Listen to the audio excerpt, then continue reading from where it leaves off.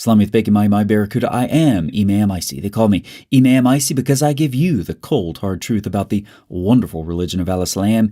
Imam ICy is a little bit angry today. As a good Muslim, I spend my days immersed in the miraculous Quran and Hadith and really don't pay attention to what's going on in the world of the great Shaitan. However, lately I've been noticing that in Western media and politics, I'm seeing more and more criticism of white people, misogyny, imperialism, slavery, and religion itself. To some people, the actual agenda behind this criticism may seem elusive, but not to me, your trusted imam. This is nothing less than Islamophobia. In order to end this victimization of Muslims, Imam ICy, that's me, suggests that we no longer allow ourselves to be victims of Western narratives.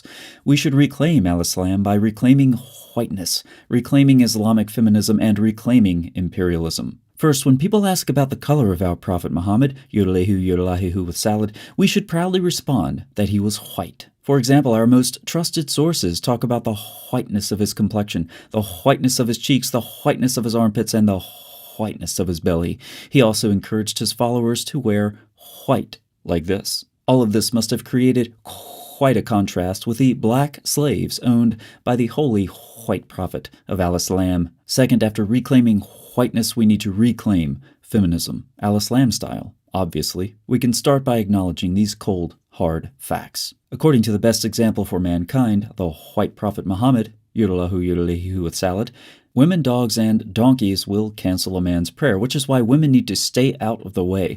Women are also the majority of the people in hell. Their minds are deficient, which is why their witness is worth half that of a man's. So you need more women. This is a common theme in Islamic sources, and it shows how much Al-Islam values women. You need more of them. So the Quran multiple times allows men to multiply women. Men can have more than one wife, but women cannot have more than one husband. And even with multiple wives, men are still allowed to sleep with more women that they own, fair and square. More women is not only better, it's a decree of Allah. And finally, the care of Allah for women is demonstrated when we acknowledge that there are certain women who do not mend their ways without a beating, which is why the perfectly preserved word of Allah allows men to strike women when required. Third, reclaim imperialism. This map shows the dramatic expansion of the Islamic Empire from just the 7th to the 9th centuries. Such expansion is the ultimate goal of Al-Islam. The white prophet Muhammad, Yodelehu with salad, started with expelling the Jews and Christians from Arabia, something Umar, Radiallahu accomplished.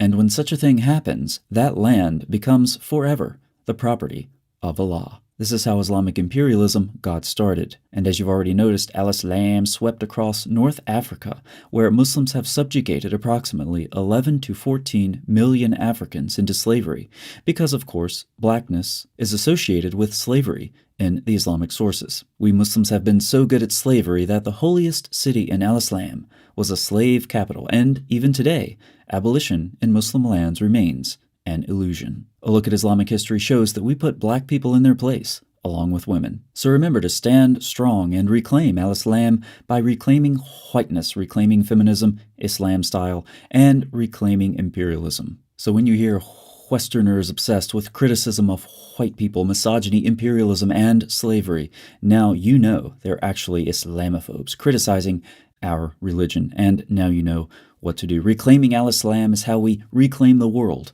for Allah and His Messenger. Yodelehu with salad. Imam ICy out.